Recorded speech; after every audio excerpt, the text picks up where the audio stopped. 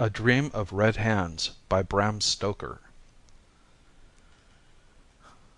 The first opinion given to me regarding Jacob Settle was a simple descriptive statement: "He's a down-in-the-mouth chap," but I found that it embodied the thoughts and ideas of all his fellow workmen. There was in the phrase a certain easy tolerance, an absence of positive feeling of any kind, rather than any complete opinion, which marked pretty accurately the man's place in public esteem. Still, there was some dissimilarity between this and his appearance which unconsciously set me thinking, and by degrees, as I saw more of the place and the workmen, I came to have a special interest in him. He was, I found, forever doing kindnesses, not involving money expenses beyond his humble means, but in the manifold ways of forethought and forbearance and self-repression which are the truer charities of life. Women and children trusted him implicitly, though, strangely enough, he rather shunned them, except when anyone was sick, and then he made his appearance to help if he could, timidly and awkwardly. He led a very solitary life, keeping house by himself in a tiny cottage, or rather hut, of one room far on the edge of the moorland. His existence seemed so sad and solitary that I wished to cheer it up, and for the purpose took the occasion when we had both been sitting up with the child, injured by me through accident, to offer to lend him books. He gladly accepted, and as we parted in the grey of the dawn I felt something of mutual confidence had been established between us. The books were always most carefully and punctually returned, and in time Jacob Settle and I became quite friends. Once or twice as I crossed the moorland on Sundays I looked in on him, but on such occasions he was shy and ill at ease, so that I felt diffident about calling to see him. He would never under any circumstances come into my own lodgings. One Sunday afternoon I was coming back from a long walk beyond the moor, and as I passed Settle's cottage stopped at the door to say "How do you do" to him. As the door was shut I thought that he was out, and merely knocked for form's sake, or through habit, not expecting to get any answer. To my surprise I heard a feeble voice from within, though what was said I could not hear. I entered at once, and found Jacob lying half dressed upon his bed. He was as pale as death, and the sweat was simply rolling off his face. His hands were unconsciously gripping the bedclothes, as a drowning man holds on to whatever he may grasp. As I came in he half arose, with a wild, hunted look in his eyes, which were wide open and staring, as though something of horror had come before them. But when he recognized me he sank back on the couch with a smothered sob of relief and closed his eyes. I stood by him for a while, quite a minute or two, while he gasped. Then he opened his eyes and looked at me, but with such a despairing, woeful expression that, as I am a living man, I would have rather seen that frozen look of horror. I sat down beside him and asked after his health. For a while he would not answer me except to say that he was not ill. But then, after scrutinizing me closely, he half arose on his elbow and said: "I thank you kindly, sir, but I'm simply telling you the truth. I am not ill, as men call it, though God knows whether there be not worse sicknesses than doctors know of. I'll tell you, as you are so kind, but I trust that you won't even mention such a thing to a living soul, for it might work me more and greater woe. I am suffering from a bad dream." "A bad dream?" I said, hoping to cheer him. "But dreams pass away with the light, even with waking." There I stopped, for before he spoke I saw the answer in his desolate look round the little place. "No, no, that's all well for people that live in comfort and with those they love around them. It is 1,000 times worse for those who live alone and have to do so. What cheer is there for me, waking here in the silence of the night, with the wide moor around me full of voices and full of faces, that make my waking a worse dream than my sleep? Ah, young sir, you have no past that can send its legions to people the darkness and the empty space, and I pray the good God that you may never have." As he spoke there was such an almost irresistible gravity of conviction in his manner that I abandoned my remonstrance about his solitary life. I felt that I was in the presence of some secret influence which I could not fathom. To my relief, for I knew not what to say, he went on. "2 nights past I have dreamt it. It was hard enough the first night, but I came through it. Last night the expectation was in itself almost worse than the dream, until the dream came, and then it swept away every remembrance of lesser pain. I stayed awake till just before the dawn, and then it came again, and ever since I have been in such an agony as I am sure the dying feel, and with it all the dread of to-night." Before he had got to the end of the sentence my mind was made up, and I felt that I could speak to him more cheerfully. "Try and get to sleep early to night. In fact, before the evening has passed away. The sleep will refresh you, and I promise you there will not be any bad dreams after to night." He shook his head hopelessly, so I sat a little longer and then left him. When I got home I made my arrangements for the night, for I had made up my mind to share Jacob Settle's lonely vigil in his cottage on the moor. I judged that if he got to sleep before sunset he would wake well before midnight, and so, just as the bells of the city were striking 11, I stood opposite his door armed with a bag, in which were my supper, an extra large flask, a couple of candles, and a book. The moonlight was bright and flooded the whole moor, till it was almost as light as day, but ever and anon black clouds drove across the sky, and made a darkness which by comparison seemed almost tangible. I opened the door softly, and entered without waking Jacob, who lay asleep with his white face upward. He was still, and again bathed in sweat. I tried to imagine what visions were passing before those closed eyes, which could bring with them the misery and woe which were stamped on the face, but fancy failed me, and I waited for the awakening. It came suddenly, and in a fashion which touched me to the quick, for the hollow groan that broke from the man's white lips as he half arose and sank back was manifestly the realization or completion of some train of thought which had gone before.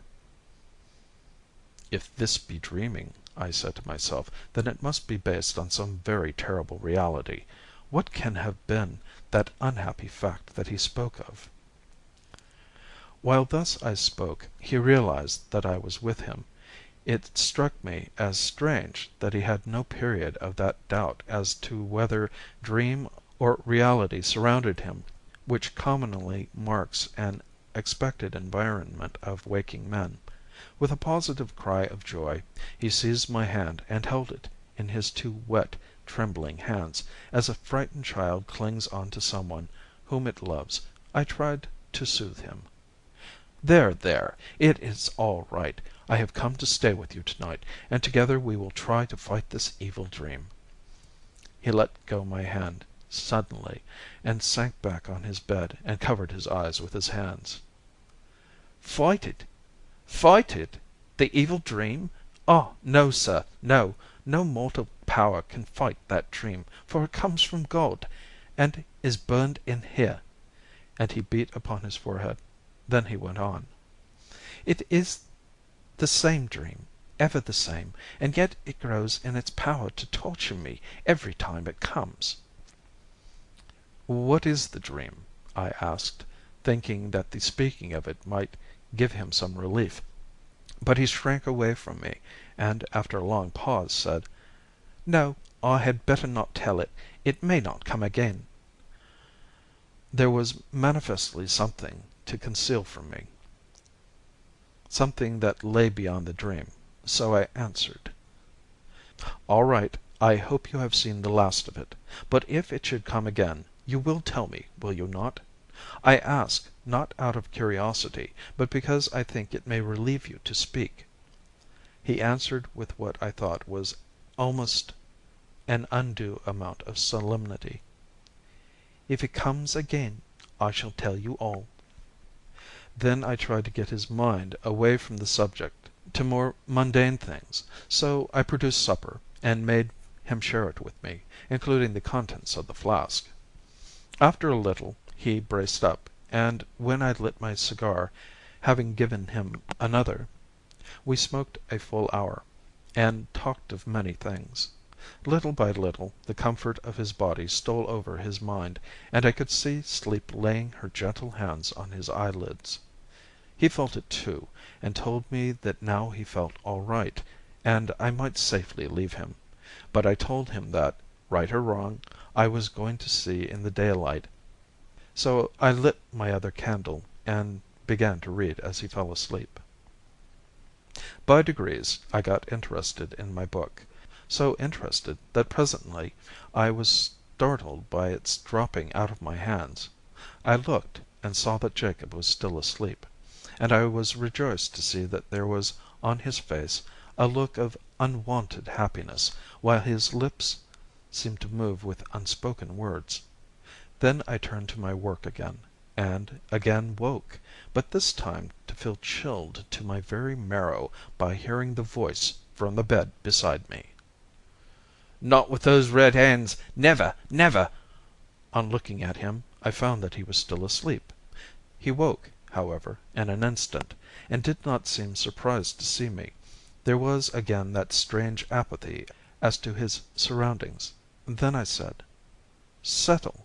Tell me your dream. You may speak freely, for I shall hold your confidence sacred. While we both live I shall never mention what you may choose to tell me." He replied: "I said I would, but I had better tell you first what goes before the dream, that you may understand. I was a schoolmaster when I was a very young man. It was only a parish school in a little village in the West Country. No need to mention any names. Better not. I was engaged to be married to a young girl who I loved and almost reverenced. It was the old story. While we were waiting for the time when we could afford to set up house together, another man came along. He was nearly as young as I was, and handsome, and a gentleman, with all a gentleman's attractive ways for a woman of our class. He would go fishing, and she would meet him while I was at my work in school. I reasoned with her, and implored her to give him up. I offered to get married at once and go away and begin the world in a strange country. But she would not listen to anything I could say, and I could see that she was infatuated with him. Then I took it on myself to meet the man, and ask him to deal well with the girl, for I thought he might mean honestly by her, so that there might be no talk or chance of talk on the part of others. I went where I should meet him, with none by, and we met." Here Jacob Settle had to pause, for something seemed to rise in his throat, and he almost gasped for breath. Then he went on: "Sir, as God is above us, there was no selfish thought in my heart that day. I loved my pretty Mabel too well to be content with a part of her love, and I had thought of my own unhappiness too often not to have come to realize that, whatever might come to her, my hope was gone. He was insolent to me. You, sir, who are a gentleman, cannot know perhaps how galling can be the insolence of one who is above you in station. But I bore with that. I implored him well with the girl, for what might be only a pastime of an idle hour with him might be the breaking of her heart. For I never had a thought of her truth, or that the worst of harm could come to her. It was only the unhappiness to her heart I feared. But when I asked him when he intended to marry her, his laughter galled me so that I lost my temper and told him that I would not stand by and see her life made unhappy. Then he grew angry too, and in his anger said such cruel things of her that then and there I swore he should not live to do her harm. God knows how it came about, for in such moments of passion it is hard to remember the steps from a word to a blow, but I found myself standing over his dead body, with my hands crimson with the blood that welled from his torn throat. We were alone, and he was a stranger, with none of his kin to seek for him, and murder does not always out. Not all at once. His bones may be whitening still, for all I know, in the pool of the river where I left him. No one suspected his absence, or why it was, except my poor Mabel, and she dared not speak. But it was all in vain, for when I came back again after an absence of months, for I could not live in the place, I learned that her shame had come, and that she had died in it. Hitherto I had been borne up by the thought that my ill deed had saved her future, but now, when I learned that I had been too late, and that my poor love was smirched with that man's sin, I fled away with the sense of my useless guilt upon me more heavily than I could bear. Ah, sir, you that have not done such a sin don't know what it is to carry it with you. You may think that custom makes it easy to you, but it is not so. It grows and grows with every hour, till it becomes intolerable, and with it growing, too, the feeling that you must for ever stand outside heaven. You don't know what it means, and I pray God that you never may. Ordinary men, to whom all things are possible, don't often, if ever, think of heaven. It is a name, and nothing more, and they are content to wait and let things be, but to those who are doomed to be shut out for ever, you cannot think what it means, you cannot guess or measure the terrible, endless longing to see the gates opened and to be able to join the white figures within. And this brings me to my dream. It seemed that the portal was before me, with great gates of massive steel with bars of the thickness of a mast rising to the very clouds, and so close that between them was just a glimpse of a crystal grotto, on whose shining walls were figured many white-clad forms, with faces radiant with joy. When I stood before the gate my heart and soul were so full of rapture and longing that I forgot. And there stood at the gate two mighty angels with sweeping wings, and oh, so stern of countenance! They held each in one hand a flaming sword, and in the other the latchet, which moved to and fro at the lightest touch. Near it were figures all draped in black, with heads covered so that only the eyes were seen, and they handed to each who came white garments such as the angels wear. A low murmur came that told that all should put on their own robes, and without soil, or the angels would not pass them in, but would smite them down with the flaming swords. I was eager to don my own garment, and hurriedly threw it over me, and stepped swiftly to the gate. But it moved not, and the angels, loosing the latchet, pointed to my dress. I looked down, and was aghast, for the whole robe was smeared with blood. My hands were red, they glittered with the blood that dripped from them, as on that day by the river bank. And then the angels raised the flaming swords to smite me down, and the horror was complete. I awoke. Again, and again, and again, that awful dream comes to me. I never learned from the experience, I never remember, but at the beginning the hope is ever there to make the end more appalling, and I know that the dream does not come out of the common darkness where the dreams abide, but that it is sent from God as a punishment. Never, never shall I be able to pass the gate, for the soil on the angel garments must ever come from these bloody hands. I listened as in a spell as Jacob Settle spoke. There was something so far away in the tone of his voice, something so dreamy and mystic in the eyes that looked as if through me at some spirit beyond, something so lofty in his very diction and in such marked contrast to his work-worn clothes and his poor surroundings that I wondered if the whole thing were not a dream. We were both silent for a long time. I kept looking at the man before me in growing wonderment. Now that his confession had been made, his soul, which had been crushed to the very earth, seemed to leap back again to uprightness with some resilient force. I suppose I ought to have been horrified with his story, but, strange to say, I was not. It certainly is not pleasant to be made the recipient of the confidence of a murderer, but this poor fellow seemed to have had not only so much provocation, but so much self-denying purpose in his deed of blood that I did not feel called upon to pass judgment upon him. My purpose was to comfort, so I spoke out with what calmness I could, for my heart was beating fast and heavily. "You need not despair, Jacob Settle. God is very good, and his mercy is great. Live on and work on in the hope that some day you may feel that you have atoned for the past." Here I paused, for I could see that deep, natural sleep, this time, was creeping upon him. "Go to sleep," I said. "I shall watch with you here, and we shall have no more evil dreams tonight."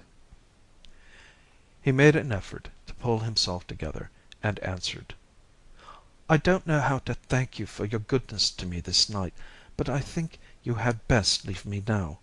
I'll try and sleep this out. I feel a weight off my mind since I have told you all. If there's anything of the man left in me, I must try and fight out life alone." "I'll go to-night as you wish it," I said, "but take my advice, and do not live in such a solitary way. Go among men and women. Live among them. Share their joys and sorrows, and it will help you to forget. This solitude will make you melancholy mad." "I will," he answered, half consciously, for sleep was overmastering him. I turned to go, and he looked after me. When I had touched the latch, I dropped it, and, coming back to the bed, held out my hand. He grasped it with both his as he rose to a sitting posture, and I said my good night, trying to cheer him. "Heart, man, heart. There is work in this world for you to do, Jacob Settle. You can wear those white robes yet, and pass through that gate of steel." Then I left him. A week after, I found his cottage deserted, and on asking at the works was told that he had "gone north," no one exactly knew whither. 2 years afterwards I was staying for a few days with my friend Dr. Munro in Glasgow. He was a busy man, and could not spare much time for going about with me, so I spent my days in excursions to the Trossachs and Loch Katrine and down the Clyde.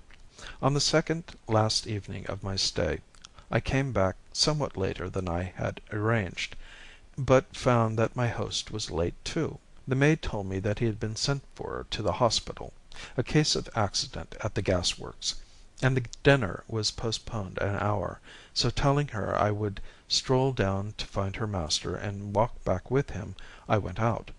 At the hospital I found him washing his hands preparatory to starting for home. Casually I asked him what his case was. "Oh, the usual thing. A rotten rope, and men's lives of no account. 2 men were working in a gasometer when the rope that held their scaffolding broke. It must have occurred just before the dinner hour, for no one noticed their absence till the men had returned. There was about 7 feet of water in the gasometer, so they had a hard fight for it, poor fellows. However, one of them was alive, just alive, but we have had a hard job to pull him through.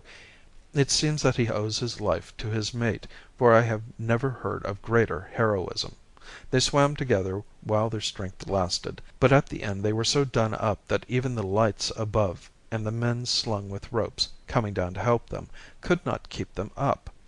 But one of them stood on the bottom and held up his comrade over his head, and those few breaths made all the difference between life and death. They were a shocking sight when they were taken out, for that water is like a purple dye with the gas and the tar. The man upstairs looked as if he had been washed in blood. Ugh!" "And the other?" "Oh, he's worse still, but he must have been a very noble fellow. That struggle under the water must have been fearful. One can see that by the way the blood has been drawn from the extremities. It makes the idea of the stigmata possible to look at him. Resolution like this could, you would think, do anything in the world. Ay, it might almost unbar the gates of heaven. Look here, old man, it is not a very pleasant sight, especially just before dinner. But you are a writer, and this is an odd case. Here is something you would not like to miss, for in all human probability you will never see anything like it again." While he was speaking he had brought me into the mortuary of the hospital. On the bier lay a body covered with a white sheet, which was wrapped close around it. "Looks like a chrysalis, don't it? I say, Jack, if there be anything in the old myth that a soul is typified by a butterfly, well, then, the one that this chrysalis sent forth was a very noble specimen and took all the sunlight on its wings. See here." He uncovered the face. Horrible, indeed it looked, as though stained with blood, but I knew him at once. Jacob Settle. My friend pulled the winding sheet further down. The hands were crossed on the purple breast as they had been reverently placed by some tender-hearted person. As I saw them my heart throbbed with a great exultation, for the memory of his harrowing dream rushed across my mind. There was no stain now on those poor brave hands, for they were blanched white as snow. And somehow as I looked I felt that the evil dream was all over. That noble soul had won a way through the gate at last. The white robe had now no stain from the hands that had put it on. End of A Dream of Red Hands.